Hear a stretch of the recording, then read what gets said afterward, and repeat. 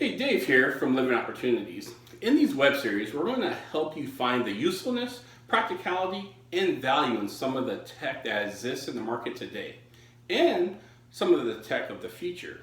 In fact, this episode, we're going to show you some of the really cool assistive tech of the near future that is being worked on today, all thanks to TRI.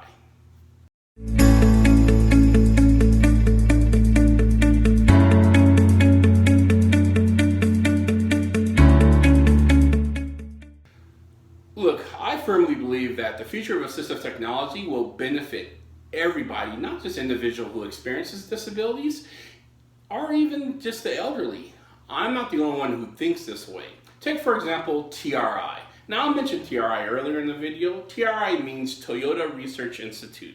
And not only do they think assistive technology would benefit more people in the future, they are proactively building the assistive technology through teaching advanced learning robots. More specifically, in-home robots. So let's take a look at these robots and see what kind of assistive technology TRI is currently working on.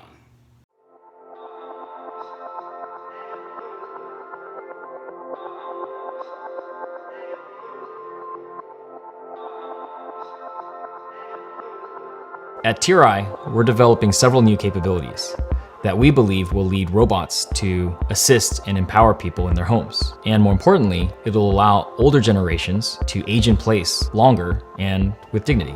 Previously, we demonstrated our advances in manipulation capabilities. In particular, we showed our simulation tools and how those tools can give us the robustness that we need for a robot to do a specific task, like loading a dishwasher. In addition to enabling simulation capabilities, we're also developing mobile manipulation that allows the robot to move about the home and learn a wide variety of tasks from a human teacher. Which object shall I put away? Cup. Performing tasks in homes is extremely challenging for robots. Each home is unique, with a large number of objects arranged in different configurations. We demonstrate the effectiveness of our approach by presenting results for a variety of tasks under different environmental conditions in our lab and in real homes. So, rather than try to program a robot to do a specific set of tasks, like an assembly line robot, our robot can learn new skills from a human teacher. We teach the robot in VR, or virtual reality. The teacher can see a model of the robot as well as the live data from the robot itself. And it uses that information to teach behaviors that are linked to things in the environment. And that's important because rather than teach the robot a set of direct motions to a very specific instance of the environment, we teach the robot parameters. That's part of a set of safe behaviors, and that's robust to a changing environment. For example, we can teach the robot how to open a refrigerator. We show the robot where to place its gripper, how to hook the handle, and also how hard to push.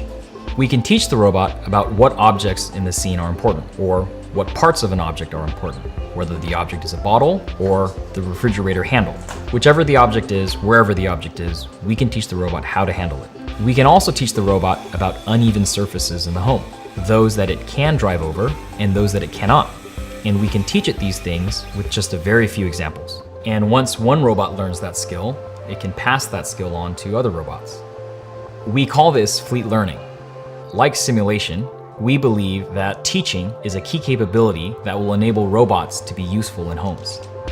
We designed and built this robot with this type of teaching specifically in mind. It has many redundant degrees of freedom. It can move its body around like a person within a very large workspace. It automatically configures its posture to perform the behaviors being specified by the human in VR. Our robot has high-resolution visual and depth sensors with a very wide field of view. We leverage machine learning techniques to enable the robot to learn from a single demonstration. In this case, more is not necessarily better. The robot is trained to recognize simple audio commands and associate those with behaviors. Where shall I put the object? Cabinet.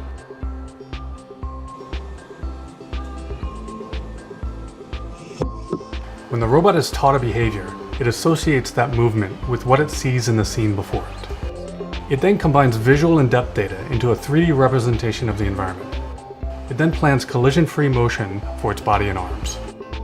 If it detects something unexpected, it can stop, react, and recover, and then plan again. The robot can link actions to visual cues. which also applies to how it navigates the environment.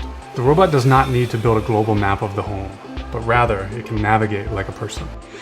It chooses what action to take based on its visual memory of what it has learned.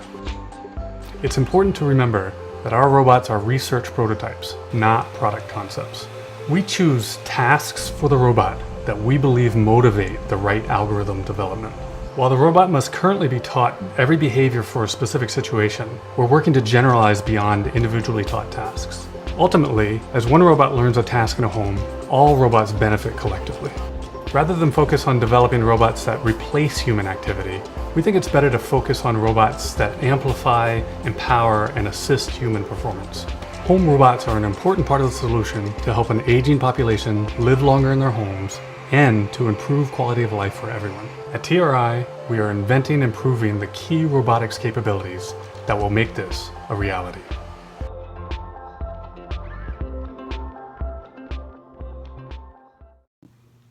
Now, I gotta say, that was actually pretty cool. The robots that they build and they're working and teaching look a lot less like the Terminator robots we see in the movie theater. And I think this technology is going to be incredibly beneficial to everybody. So with that said, if you enjoyed watching these type of videos, or if you have an idea for some future topics that we can do, I'm going to keep that in. Nope, keep going. Future topics and stuff, just post a comment in the bottom of the video here. Also, don't forget to like this video, subscribe if you haven't subscribed, and also turn on those bell notifications. Bell notifications will let you know when we have new content coming out, and you'll be notified as soon as it's uploaded on YouTube. So for now, I will see you next time.